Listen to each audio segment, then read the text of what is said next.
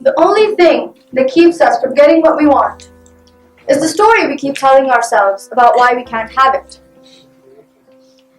How many of us have failed at some point in our lives?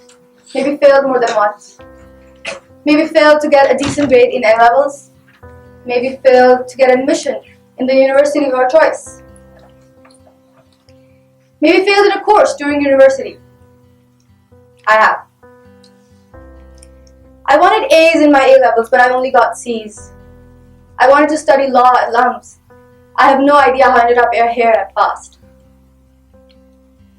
During my 4 years here, I have managed to fail multiple times. But the icing on the cake came when I landed myself in my 5th semester of engineering.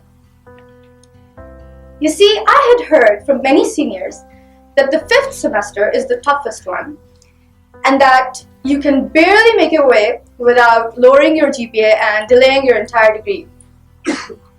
And one way or the other, I started believing it.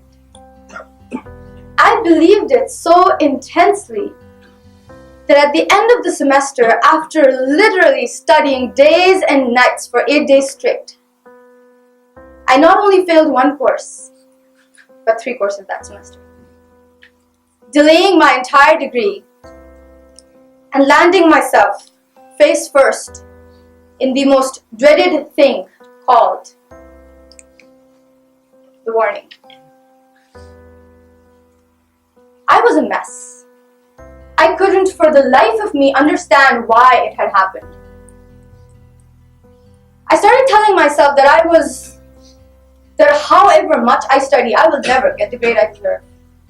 I would see my friends practically sleeping in class, not studying a word in the entire semester, and yet miraculously passing with a decent grade in the end.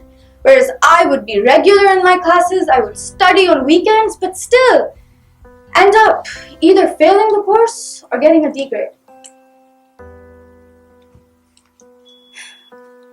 I started telling myself that I was a weak student and that whatever I did, I couldn't change that fact.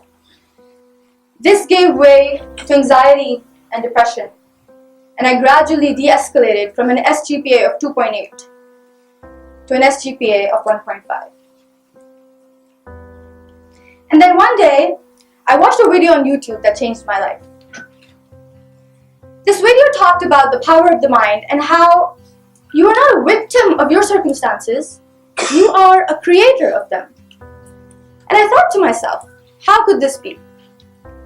So you're telling me that there is no such thing as a weak student, that it's all inside my head? That all this time I've been failing just because I believed I was going to fail? So after watching this video, it got me thinking, what if I'm not a weak student?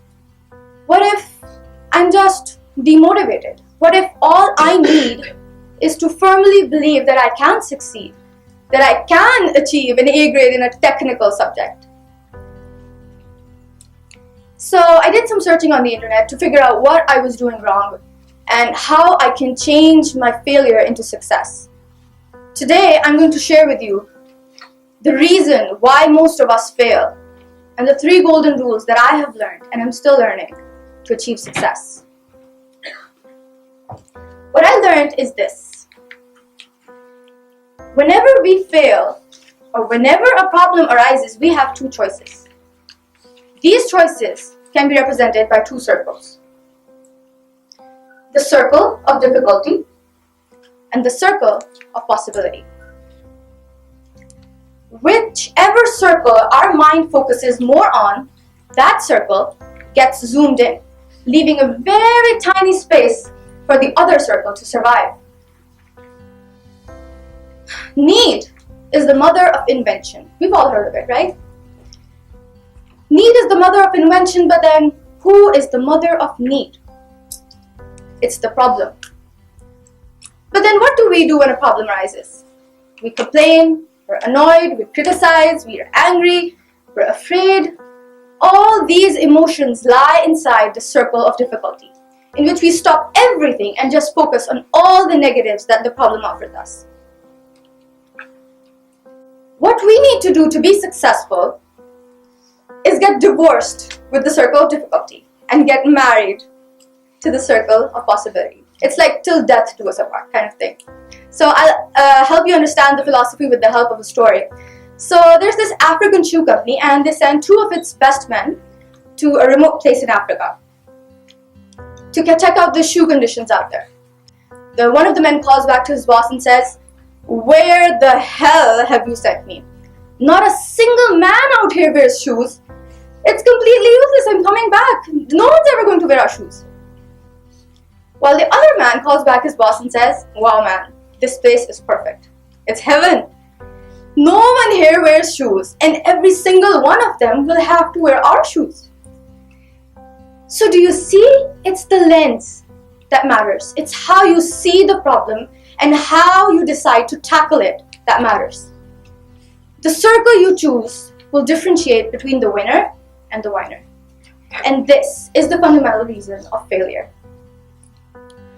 Coming to the 3 golden rules of success. I promise you, these 3 rules are very simple. Simple, not easy. The first step to success is focus on what you want.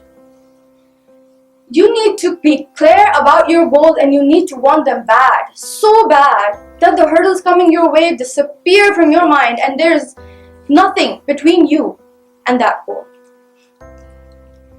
The second step is self-mastery. You are designed to win and you are programmed to lose. You need to believe. You need to line up your beliefs because you always get what you believe. Number 3, take action. After coming to that conscious awareness, after imagining you have already got it, and then you have to take action. What we do, we skip the pre-planning part and then we start taking action, and then we expect to be successful when deep down we are insecure and we have doubts. We doubt our abilities and we think that we cannot do it, and still we're taking action. That's not going to help. You have to follow these 3 rules to achieve success. You can't change the direction of the wind, but you can adjust the sails to always reach our destination. Thank you.